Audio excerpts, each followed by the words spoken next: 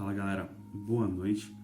Hoje a gente está trazendo o último capítulo do Sermão do Monte, tá? Mas de qualquer jeito a gente vai dividir esse último capítulo em dois estudos, porque ele é muito extenso.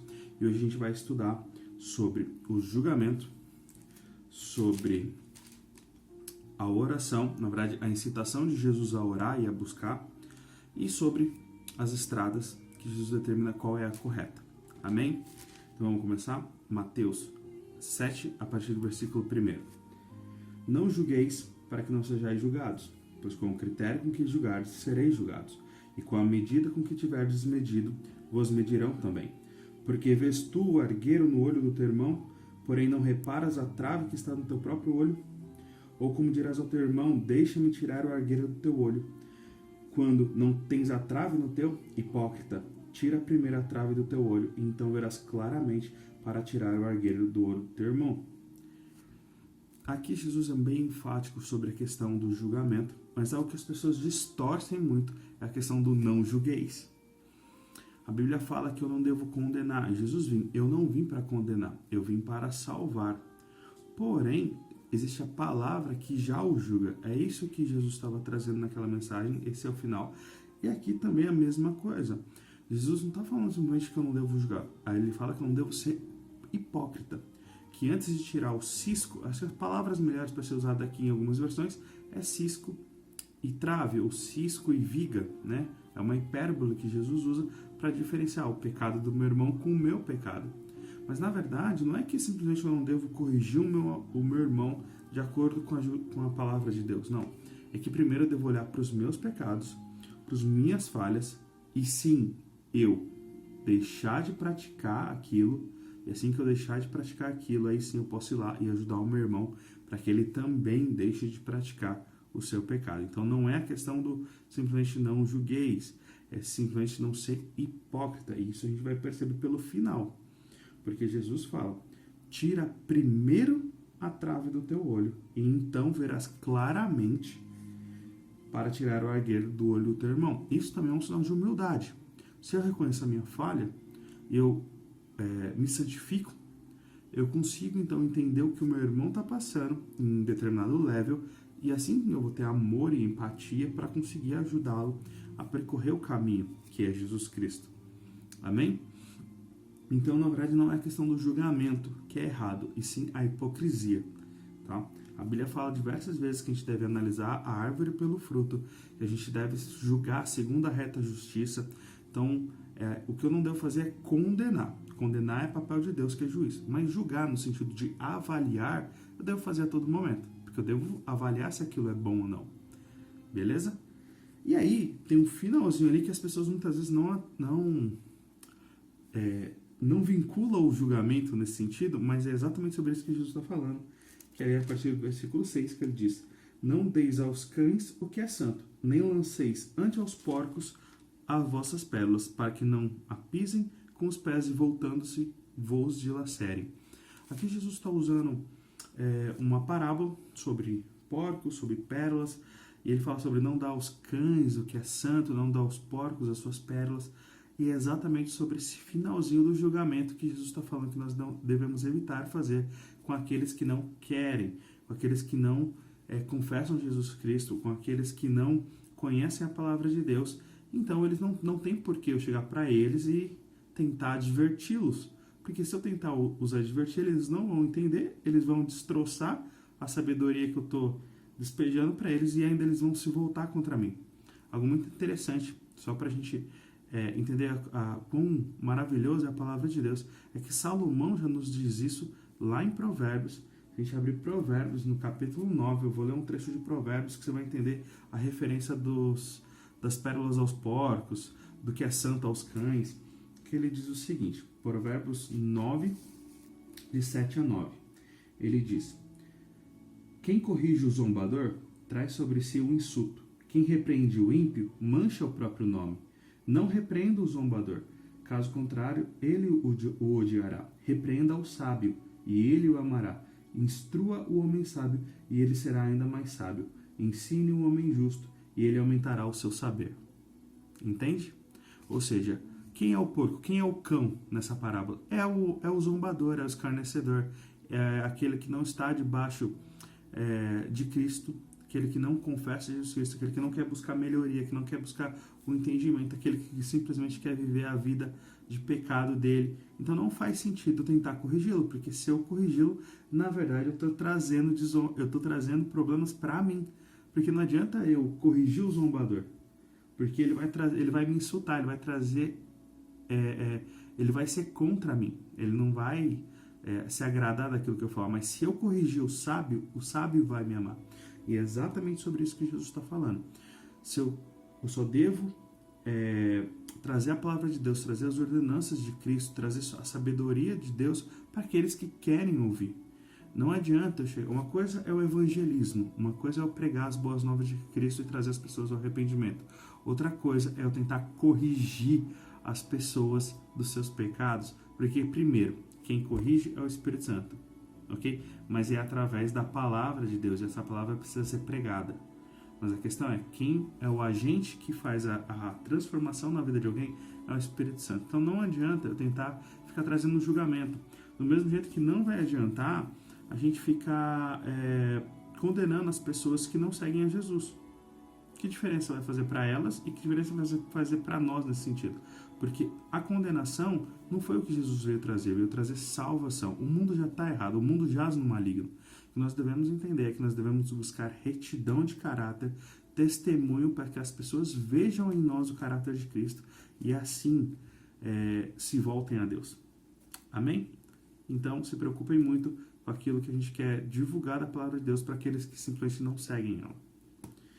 Então, isso é que Jesus está ensinando aqui no versículo, até o versículo 6, e a partir do versículo 7, Jesus nos incita a orar. Fala sobre a insistência na oração, sobre buscar a Deus em todo momento, e ele começa. Pedi e dar-se-vos-á, buscai e achareis, bati e abrir-se-vos-á, pois todo o que pede recebe, o que busca encontra, e a quem bate abrir-se-lhe-á. Ou qual dentre vós é o homem que, se porventura um filho lhe pedir o pão, lhe dará pedra? Ou se lhe pedir um peixe, lhe dará uma cobra? Ou se vós que sois maus, saber dar boas dádivas aos vossos filhos, quanto mais vosso Pai, que estás no céu, dará boas coisas aos que lhe pedirem. Tudo quanto, pois, quereis que os homens vos façam, assim fazei vós também a eles, porque esta é a lei, os profetas. Amém? Jesus começa assim, pedi e dar-se-vos-á. E aí Jesus começa a fazer o contraponto. De quem parte a petição? Somos nós. Jesus chega diante de um paralítico e pergunta, o que tu quer? Diante de um cego e pergunta, o que queres que eu te faça? Não é meio óbvio que o cego quer voltar a ver? Então por que Jesus pergunta? Algo interessante. Algo interessante da gente entender que essa busca, esse primeiro passo de buscar a Deus, ele parte de nós. E aí Deus responde. Eu clamo e Deus ouve o meu clamor. Eu peço e Deus responde. Eu busco e eu encontro. É isso que Jesus está falando. E a oração, ela deve partir de nós. Amém? Eu não vou entrar na questão de que isso é o Espírito Santo que age em nós antes, tá? Mas eu vou falar um pouco da nossa responsabilidade em buscar a Deus, né, antes de qualquer coisa. Amém? E algo muito interessante sobre o estudo da palavra de Deus é que os evangelhos, principalmente os 3 primeiros, Mateus, Marcos e Lucas, eles são sinóticos, eles têm uma mesma visão da história de Cristo e eles se complementam. Então essa passagem aqui, ela tem um complemento em Lucas, que ele traz ainda algo muito mais valioso, algo que eu acho mais completo. Porque quando a gente lê esse trecho aqui e fala, olha, se nós que somos homens, a gente sabe, eu sou pai, né? Então, se eu como homem, eu sei dar boas coisas para meus filhos, quanto mais ao Senhor não me dará coisas boas, certo? Mas em Lucas, ele deixa explícito o que é o melhor do Senhor. Ele fala, se vós que sois maus, sabeis dar boas dádivas aos vossos filhos, quanto mais o vosso Pai Celeste não vos dará o Espírito Santo. Isso está lá em Lucas 11, né, de 9 a 13. E algo muito interessante é que esse é o melhor de Deus, é o Espírito Santo. Então, se eu busco a Deus, se eu estou buscando que Deus me preencha, que Deus me satisfaça, o melhor de Deus para a minha vida é o seu Santo Espírito. Amém? Deus pode dar, sim, conforto, Deus pode dar filhos, Deus pode dar um casamento, Deus pode dar inúmeras coisas, mas nada é mais valioso que o Espírito Santo. Amém? É isso que Jesus veio trazer para a gente. E algo interessante ali no versículo 12, é que ele fala: tudo quanto, pois, quereis que os homens os façam, assim fazei vós também a eles, porque esta é a lei dos profetas. Eu já tinha explicado o que são as leis dos profetas, que é basicamente todo o Antigo Testamento, mas algo muito interessante aqui é que ele coloca isso numa afirmação. Normalmente a gente fala para as pessoas, isso já vem de algumas culturas, de algumas filosofias, né? O hinduísmo, o budismo, é que eu não devo fazer o mal ao próximo como eu não quero que façam mal a mim. Ou seja, sempre negativa, né? Eu não posso praticar o mal. Mas aqui ele fala ao contrário, ele fala: pratique o bem que você quer que as pessoas pratiquem com você. Não é só deixar de praticar o mal, mas é praticar o bem. Amém? E não é a mesma coisa. E aí, agora a gente vai para o último tema, que são as duas estradas, que é onde Jesus diz sobre entrai pela porta estreita, a partir do versículo 13. Entrai pela porta estreita, larga é a porta, é espaçoso o caminho que conduz à perdição, e são muitos os que entram por ela. Porque estreita é a porta e apertado o caminho que conduz para a vida, e são poucos os que acertam com ela. Algo muito interessante é que Jesus disse: eu sou o caminho, a verdade e a vida. E muitas vezes quando a gente fala sobre portas, a gente está falando sobre escolhas, certo? Eu escolho uma porta ou escolho outra porta e adentro. Então, Jesus faz um comparativo de como é difícil entrar pela porta estreita, que é Jesus Cristo, porque é uma única porta, porque não existe outras opções, é apenas essa porta, é apenas Jesus. E é apenas na condição de que eu me arrepender e confessar Jesus Cristo. Então, é estreita porque ela tem um limite, ela é específica. Então, essa é a porta estreita. E a porta larga é a porta da perdição, que são as minhas outras escolhas. Todas as outras escolhas vão levar à porta larga. Mas quando eu confesso Jesus Cristo, quando eu creio nessa porta estreita, algo muito interessante é que aqui ele não está falando sobre porta apenas, ele está falando sobre porta e caminho.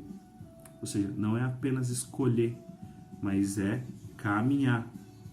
Ou seja, eu simplesmente não vou escolher Jesus Cristo, eu vou confessar Jesus Cristo agora e vou viver a minha vida pela estrada larga. Não, eu vou confessar Jesus Cristo pela porta e vou entrar pela porta estreita e vou caminhar pelo caminho apertado.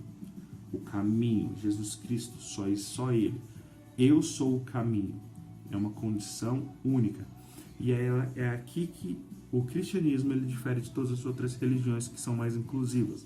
Tá? O cristianismo ele não é pluralista. Ele não acredita que todas as religiões levam a Deus. Não. O cristão ele acredita que somente Jesus leva a Deus.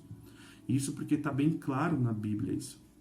É porque Deus amou o mundo de tal maneira que deu seu Filho unigênito para todo aquele que nele crê não pereça, mas tenha a vida eterna. João 3,16. Esse é o lema do cristianismo.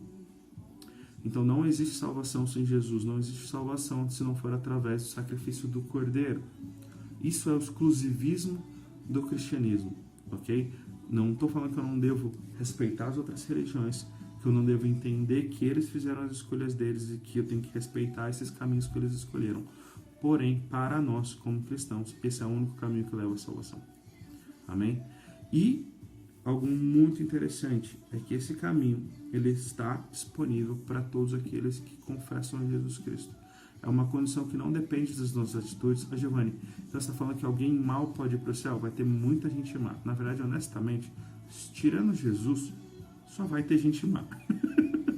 Porque todo mundo é mal, todo mundo caiu e destituídos estão da glória de Deus. Isso está lá em Romanos. Romanos? Nossa, agora eu confundi, mas foi Paulo que disse isso. Tá bom? E é isso que eu queria trazer hoje para vocês, é que Jesus é o único caminho, é isso que Jesus está ensinando aqui, e a partir de amanhã a gente vai finalizar o Sermão do Monte, a gente vai trazer ali a finalização, e tem coisas muito mais profundas sobre a prática de tudo aquilo que a gente tem estudado, tá bom? Que Deus os abençoe, os conduza. Se você não confessa Jesus Cristo, que você tenha a oportunidade de confessar nessa noite, porque Jesus Cristo é o único caminho, é o único aquilo que vai trazer salvação, restauração. E muitas pessoas falam até sobre essa questão de pessoas ruins estarão no céu. Jesus estreou o paraíso com um ladrão na cruz, né? Então, esse é um sinal da misericórdia de Deus para conosco. E que Deus os abençoe, os traga iluminação, os traga entendimento e que vocês sejam cheios do Espírito Santo. É o que eu rogo nessa noite, em nome de Jesus. Amém.